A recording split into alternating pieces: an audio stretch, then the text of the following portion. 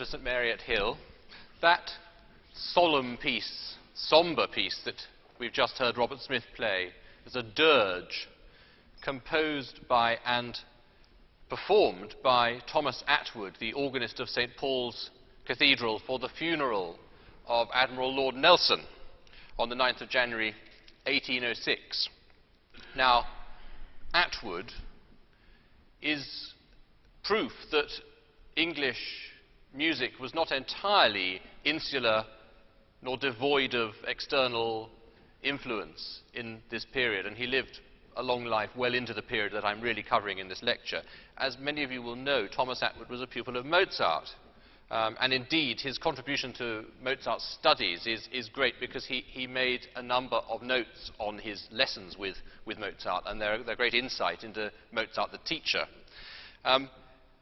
But the organ that Attwood played in St Paul's, and all the organs in England at that time in the early 19th century, were very much of an inward-looking, insular tradition.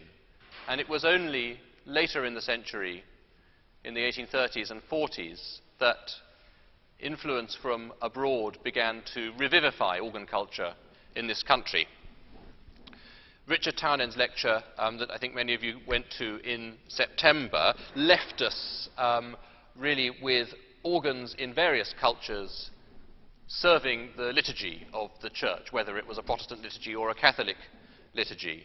And what happens in the period that I'm covering is a sort of polarization between the organ as a liturgical servant and as an independent instrument in its own right, an independent musical voice.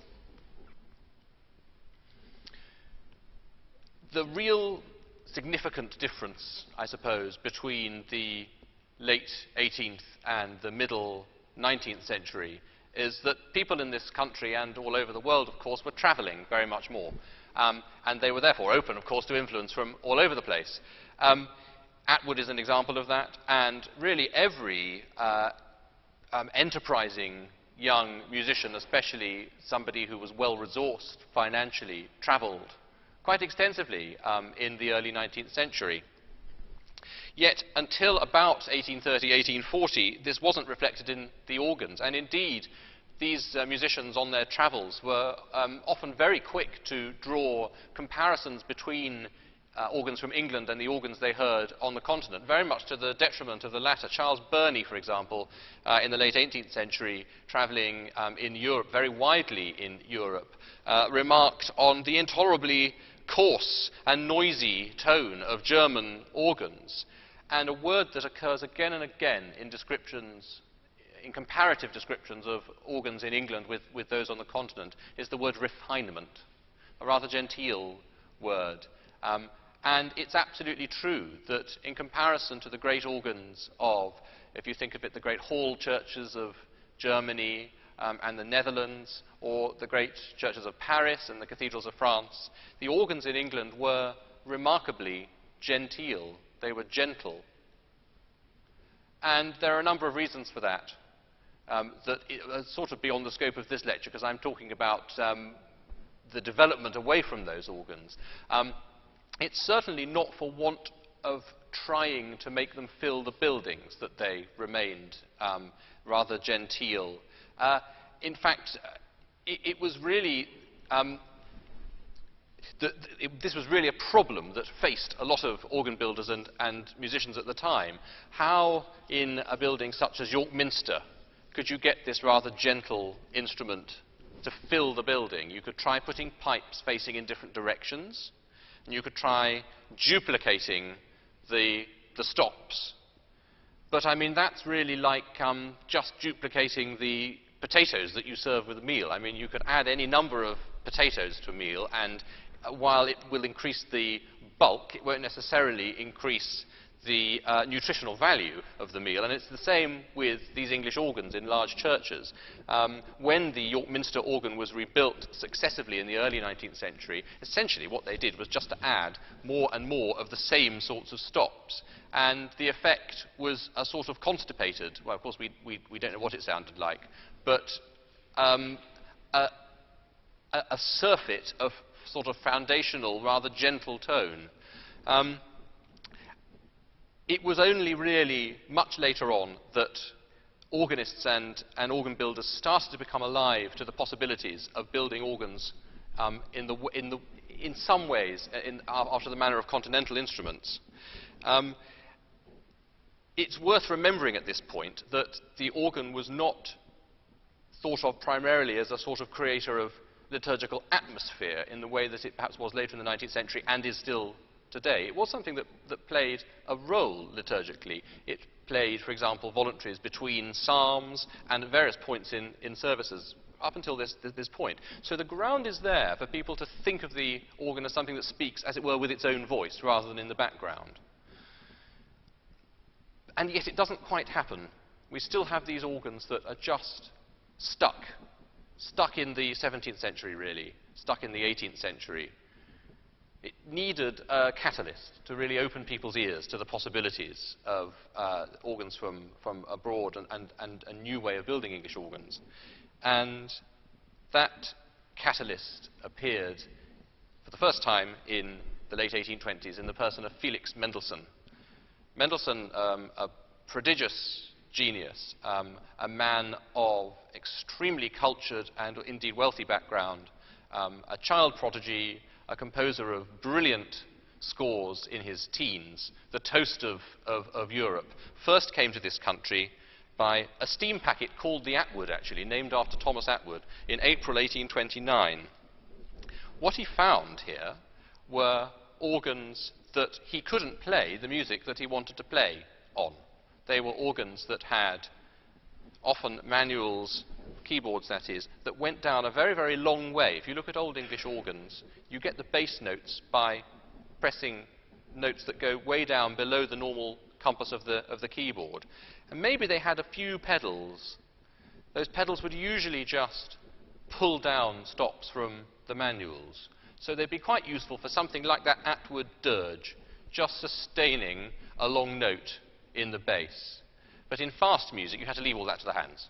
You really couldn't do anything with the pedals for that. And they weren't pedals that were really constructed for anything other than very slow playing, for sustaining things. And generally the pipes that they were connected to, if they weren't just pulling down pipes from the manuals, they were big, boomy, wooden stops that were really just there for creating a long, resonant, ponderous bass. And this was very, very popular, and indeed it stayed a feature of English organs, quite different from organs on the continent, all the way through this period, and indeed more or less up to the present day, it has to be said. So Mendelssohn came, and people showed him around the organs in London, and he tried them out, and immediately people who heard him were absolutely astonished by his playing.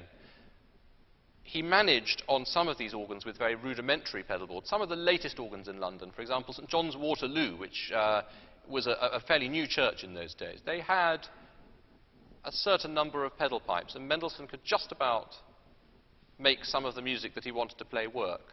Now, I haven't told you what that music is yet. It's the music of Johann Sebastian Bach. And now we're going to hear Robert play a little bit. You don't have to play all of it, Robert, just a bit of a prelude by Bach, and then we'll take a bit of it away, and this will demonstrate what a difference it makes to actually be able to use all the pedals.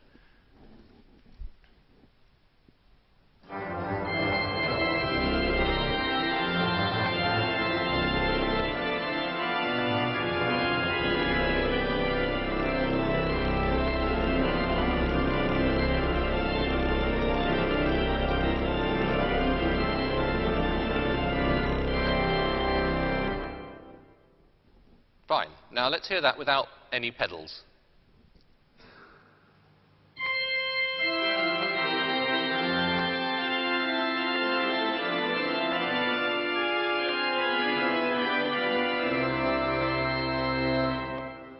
Okay, so the first thing is, of course, that we missed that very characteristic descending figure that is right at the start of the piece.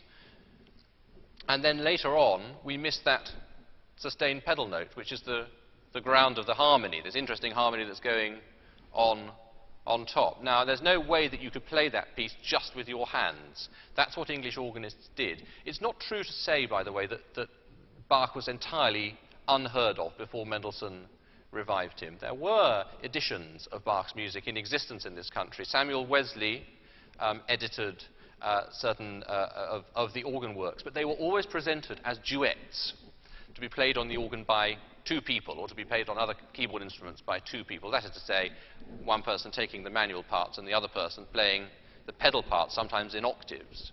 So there's no way that one person could have played that piece on an English organ of the time. He might have been able to sustain that low C on the pedals, but he wouldn't have been able to play that obligato figure that we heard right at the start. So the pedal of an English organ at this time did not have its own identity. It didn't have anything to say in the conversation that happens in music.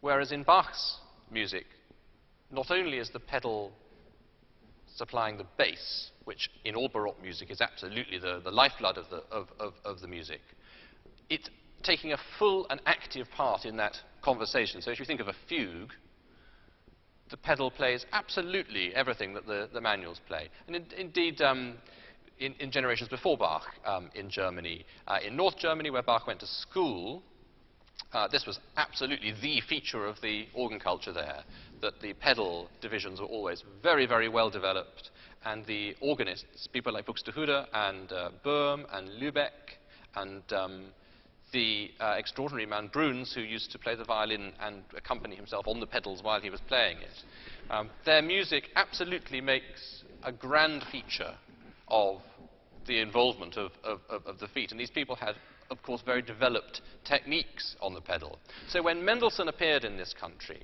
and with these very, very rudimentary pedal organs, with boomy basses and pulling down stops from the manuals, was able to, somehow, he managed to play fugues by Bach. People were absolutely astonished. I think it's difficult for us to imagine what it must have been like to hear that music played by just one man. And there's a particular way that Mendelssohn played it as well. He actually, I think he played that music rather in the way that we like to hear it now. He played it with a crisp articulation, so all the voices could be heard.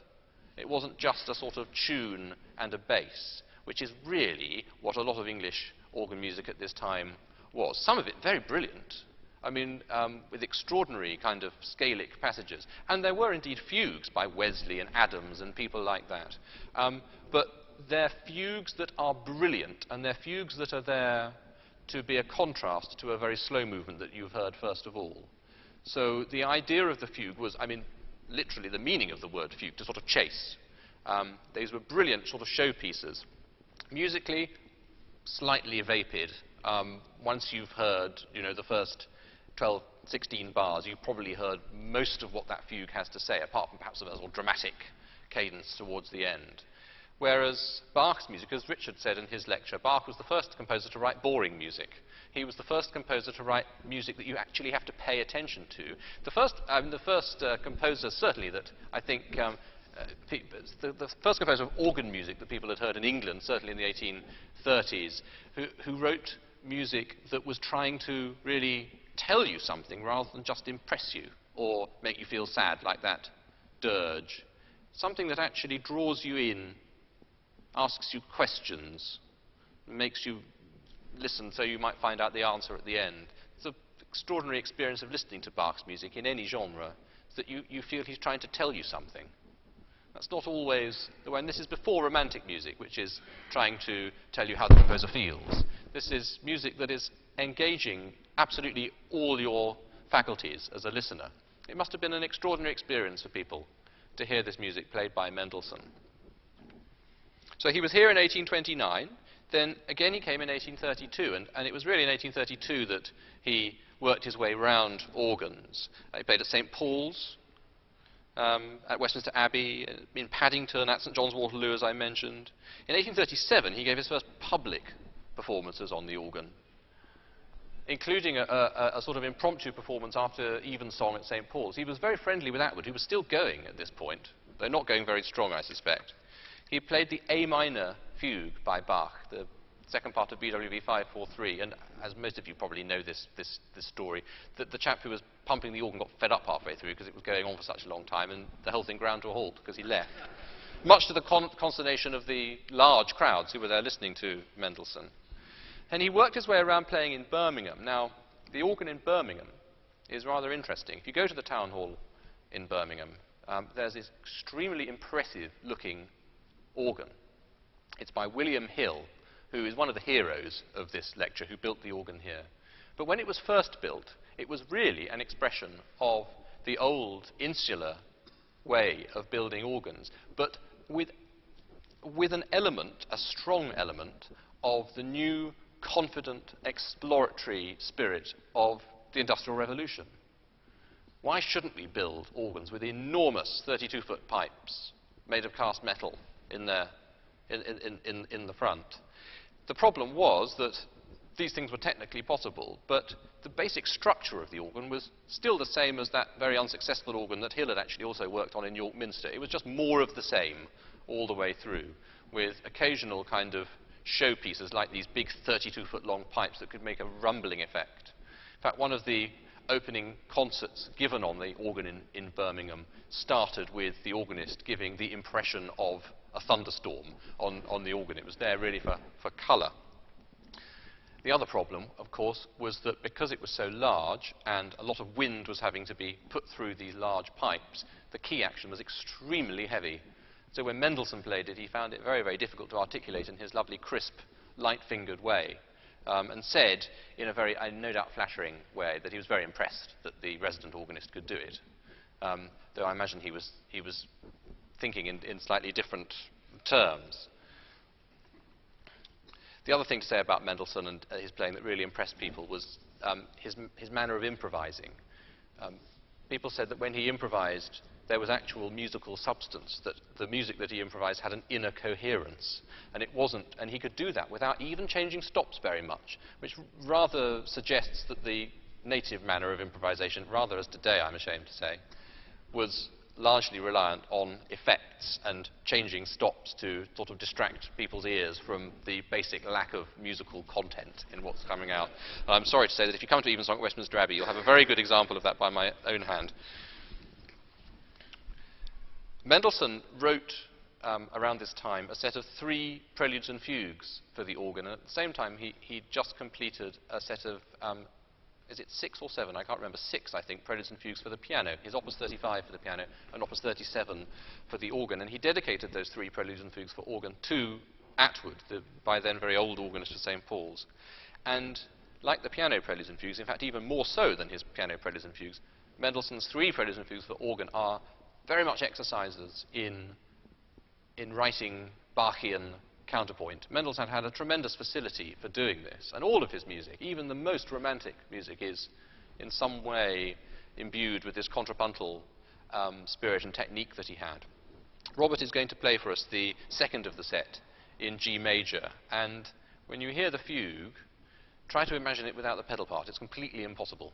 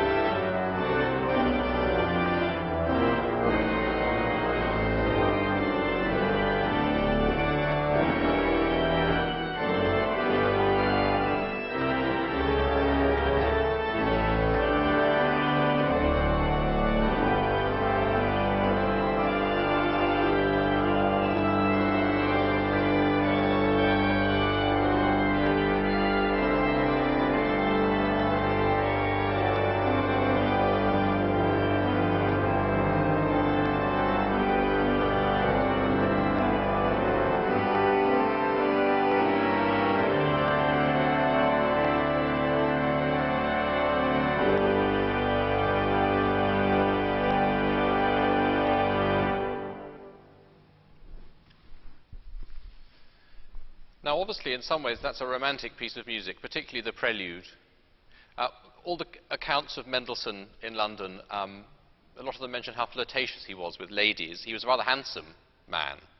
And it's a slightly flirtatious piece, that Pastoral Prelude. He's just tickling your ears. Though, of course, there are very good Bachian precedents for pastorals. Bach wrote lots of pastorals, including, of course, most famously, the first movement of the St. Matthew Passion, which is a pastoral, like all pastorals, about sheep, in that particular case, about the Lamb of God. But he uses the pastoral rhythm just to make that connection in your mind, and maybe it's just at the back of your mind, that opening chorus, when the chorale comes in, O Lamm Gottes unschuldig, and you've been thinking about sheep the whole time. But that fugue, that is a piece that derives entirely, really, from Bach's own fugues, the way that the subjects are deployed, that the entries of the subject are deployed through the piece, the use of the episodes to kind of build tension towards them. It's very much a Bachian fugue. It's a classic fugue, and it has its own internal coherence, of course. It's not just about show. In fact, it's a rather slow-moving subject, but it's harmonically very interesting, that chromatic movement. So maybe Mendelssohn's improvisations were like that. Maybe that's what they sounded like. And that must have opened people's ears, that it wasn't a fugue that just chased off with lots of semiquavers and lots of close imitation. It actually unfolded over a really very long span of time. Still, the organs weren't here that could really cope with that kind of music. And it took the energies of a very energetic and iconoclastic man, really, to get it started. And this is a man called Henry John Gauntlet, who had travelled very widely in Europe and felt very strongly, he felt strongly about just about everything, Gauntlet. He felt very strongly that what was really needed in the English church was a revival of good congregational singing, that it was hopeless, that in, a lot of parish churches, it was just the parish clerk singing a metrical psalm with a wheezy old organ on the back gallery, maybe with some people playing some out-of-tune instruments, and that actually an injection of good backbone into the congregational singing was what was needed. And of course, he was very much influenced by his travels in Germany, where, the whole congregation was there in unison, belting out chorales to the accompaniment of these organs with very forceful is not quite the right word, with very telling choruses. The last lecture, Richard explained what a chorus is on an organ. You've got the basic fundamental pitch at the so-called 8-foot pitch. Then you can add a pipe that's half that size at 4 foot to it, and one that's half that size again at 2 foot. Then you can add one that's halfway between the 4 foot and the 2 foot, and then you can add a so-called mixture with lots of pipes speaking on one key. And what that does is actually to reinforce the fundamental tone that you had in the first place. It adds brilliance, but it doesn't take anything away from what's at the bottom of the pyramid. It's like that. It just adds brilliance and breadth to the sound that you're making.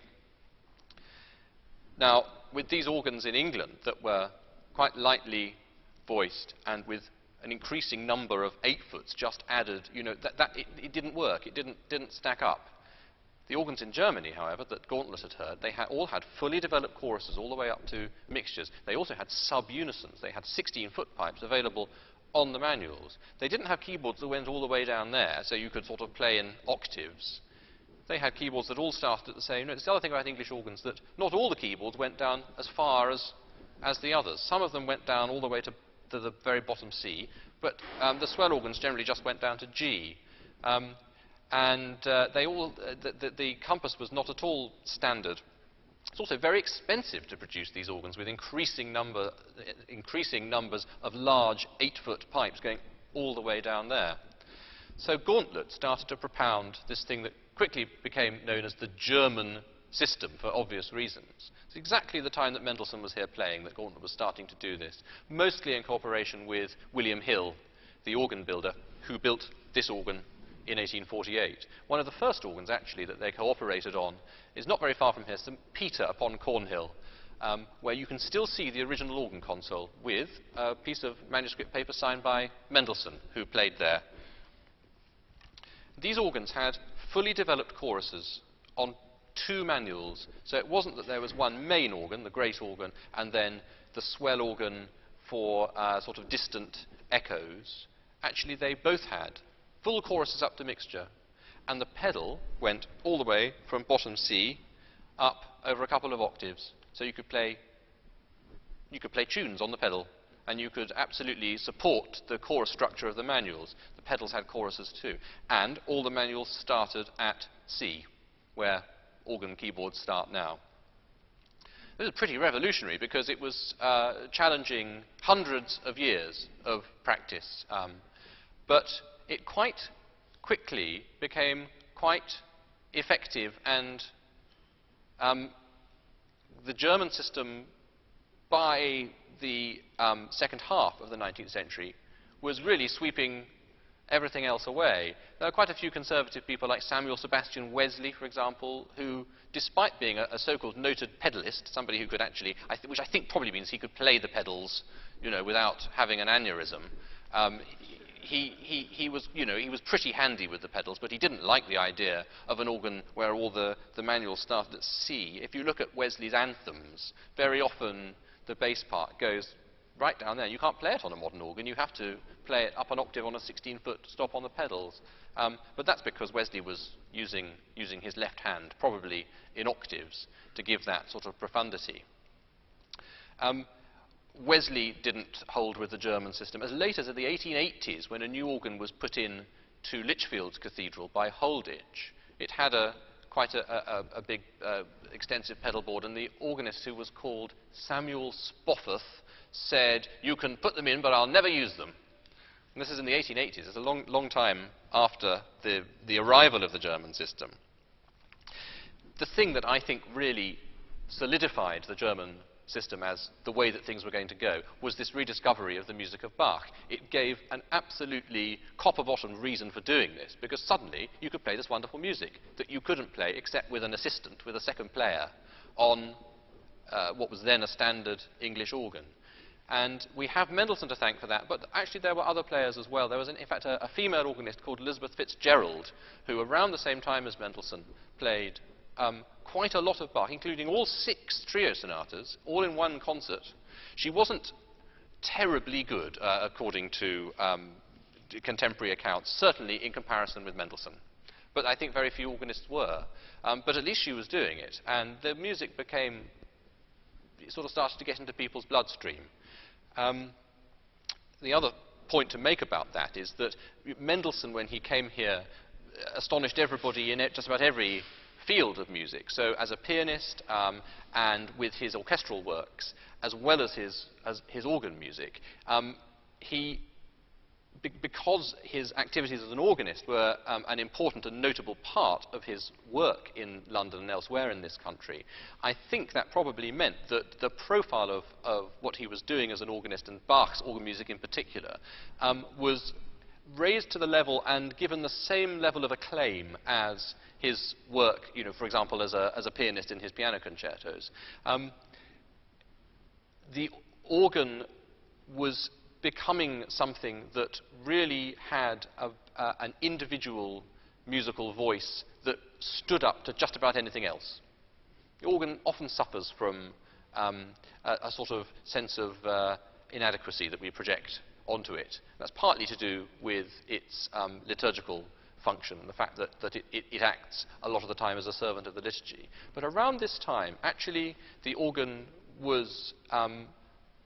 had a reputation as an instrument in its own right, really equal to any other instrument. One of the reasons for that is that it was a prime vehicle for technological development. And as I said before, the huge strides of the Industrial Revolution at this time teamed up really with people's rediscovery of much older music and Bach. It's a kind of very happy coincidence that these things happened at the same time.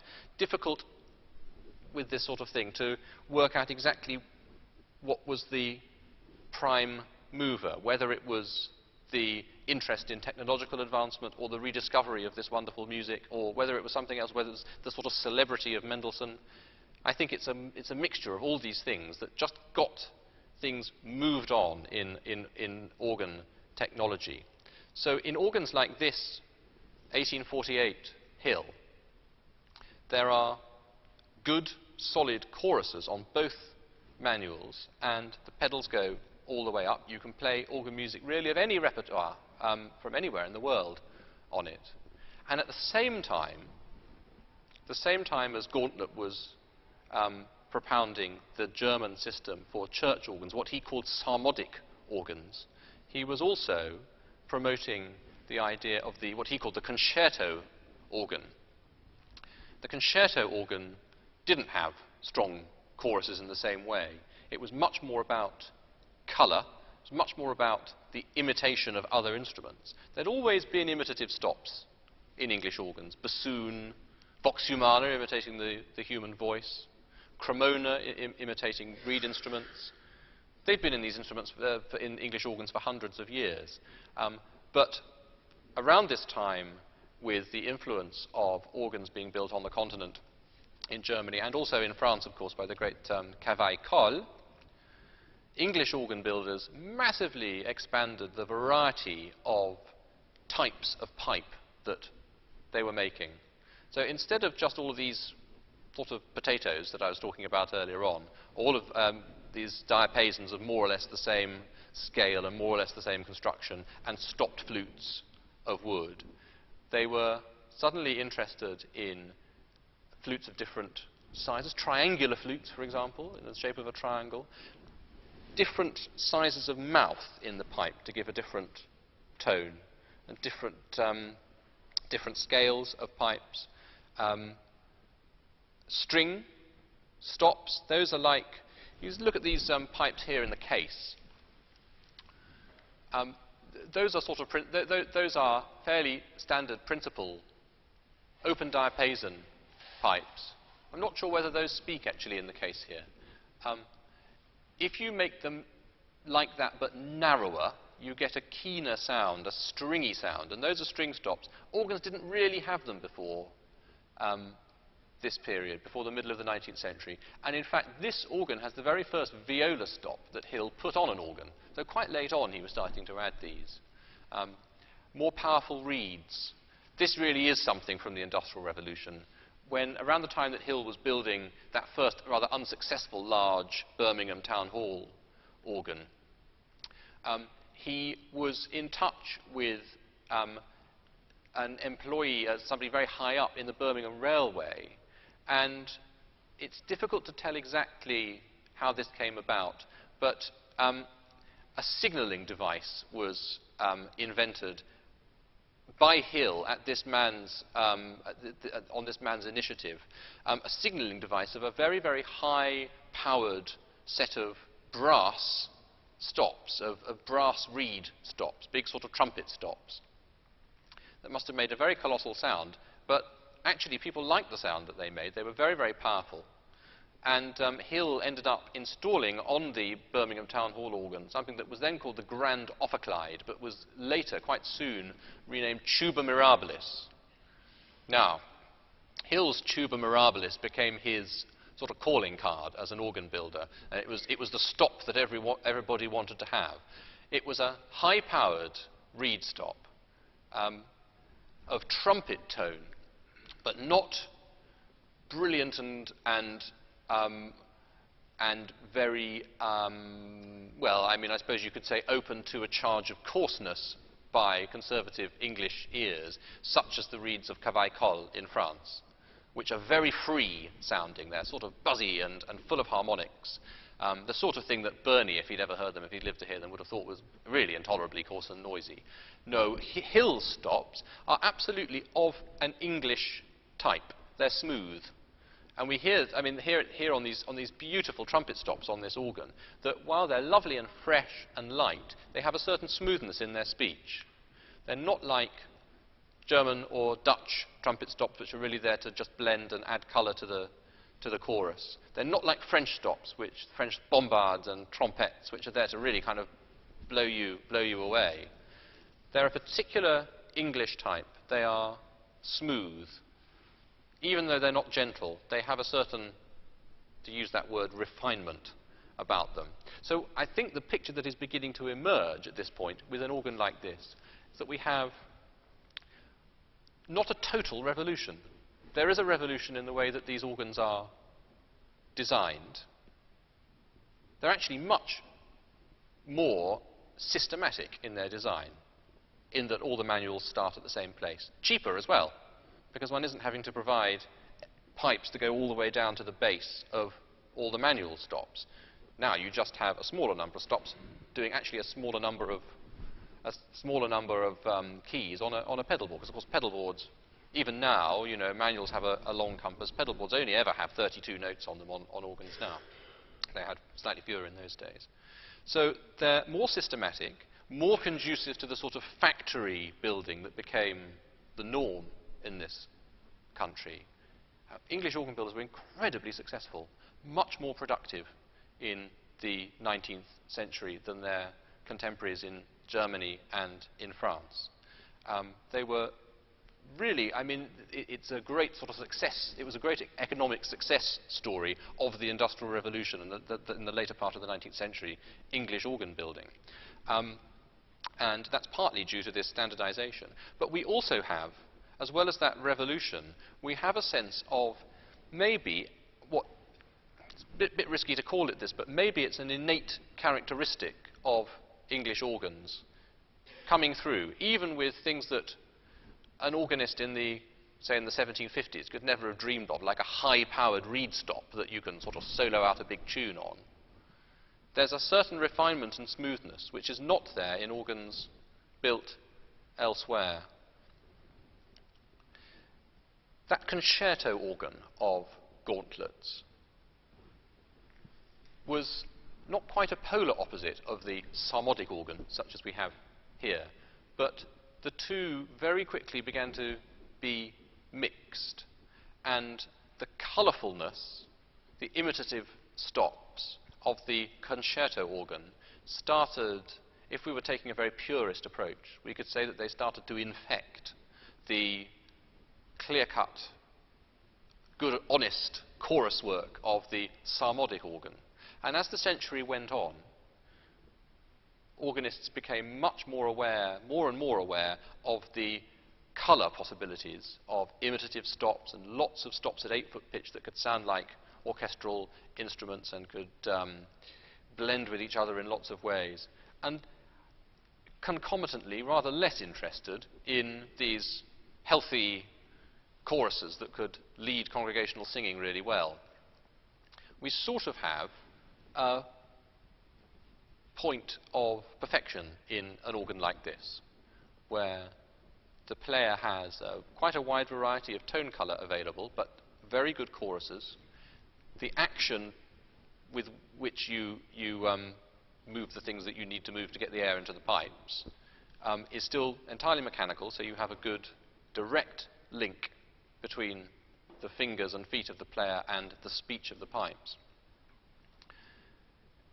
As the century went on, organs became larger, and things happened like the Tractarian and ecclesiological movements, which weren't very happy with the idea of organs on west walls of churches or indeed on screens in cathedrals. And in this period, a number of organs were taken off the screens of cathedrals, happened at St. Paul's and at Westminster Abbey, and put to either side of the pulpitum, as at the Abbey, or slightly further back, sort of above the choir stalls.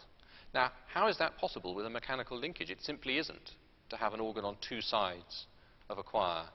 And so, very much in the spirit of discovery and confidence of the Industrial Revolution, organ builders looked for ways of making it possible.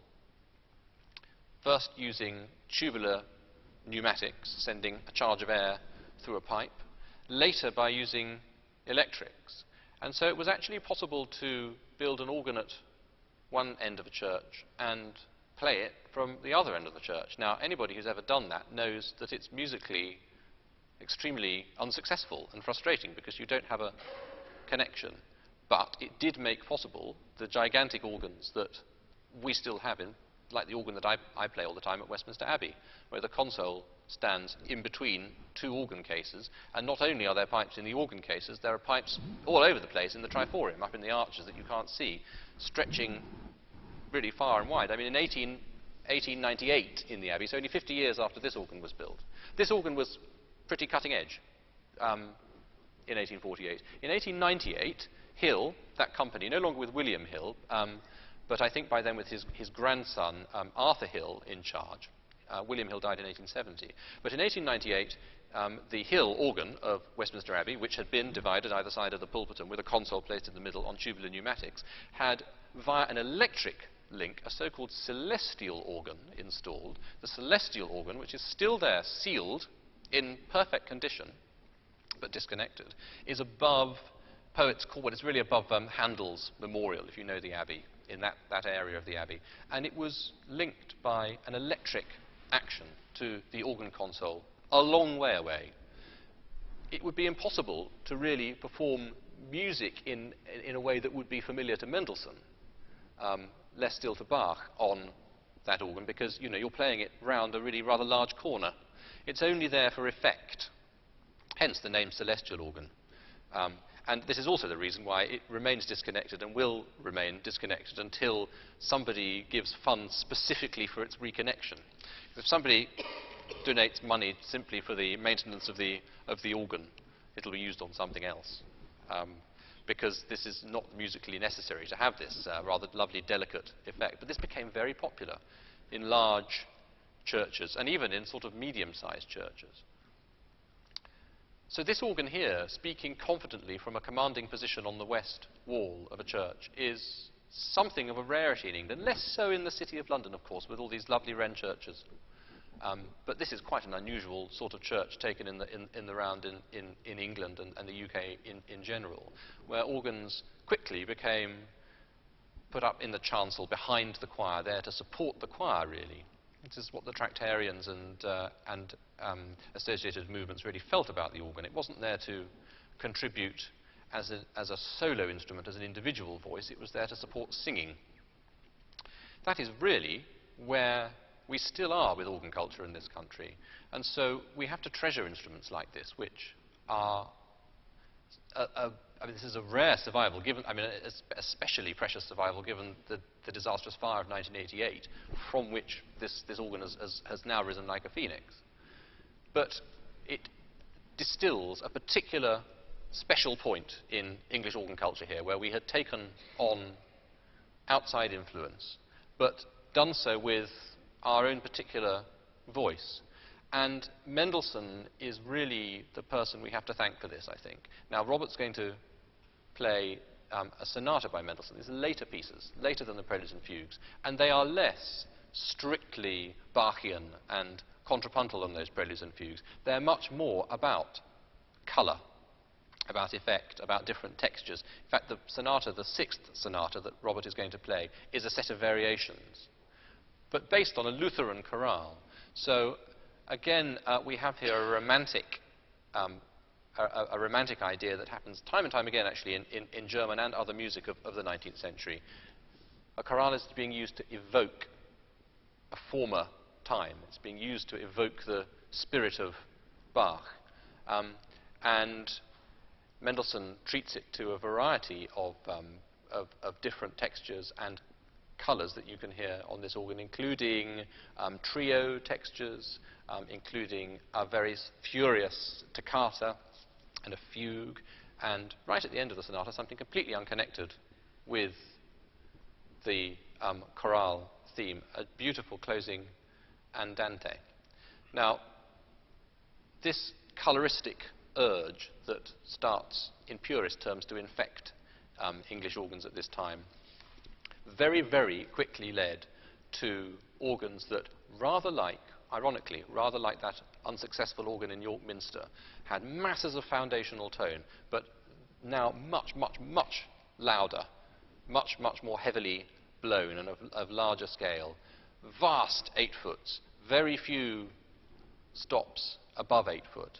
The sort of absurd reduction of this with the organs of a very short-lived organ builder called Robert Hope Jones, who built very few organs in this country and then emigrated to the United States. But his organs are really the absolute polar opposite of this instrument here, but there is a seed of them in this organ with its new variety of different kinds of flue, diapason, flute, string and reed pipes, interest in different colours, and the way that the organ was developing in that way. Hope Jones's organs had no choruses at all. They were just about the fundamental pitch being blown very, very hard at you, rather like a train coming at you through a tunnel. They must have been exceptionally unpleasant to listen to, but people loved them because of all their colour and and also because of their mechanical ingenuity. Hope Jones had himself photographed playing one of his organs from the churchyard to show how wonderful his electric action was, with the console placed in the churchyard. And I mean, it's completely absurd, but that was a selling point. That's what we would now call his USP. His unique selling point was that you could play the organ from outside the building. Hope Jones didn't find wide acceptance in this country, because there was by then a very entrenched, very successful and also very protective set of successful organ builders like well, the Hill Company and Henry Willis and various others. He moved to the United States, where again it didn't really take off. In fact, he very sadly eventually committed suicide, but not before he had started to work for the Wurlitzer Organ Company, and that is a very tenuous and not particularly convincing link to the next lecture. But first, let's listen to the Sixth Sonata by Felix Mendelssohn.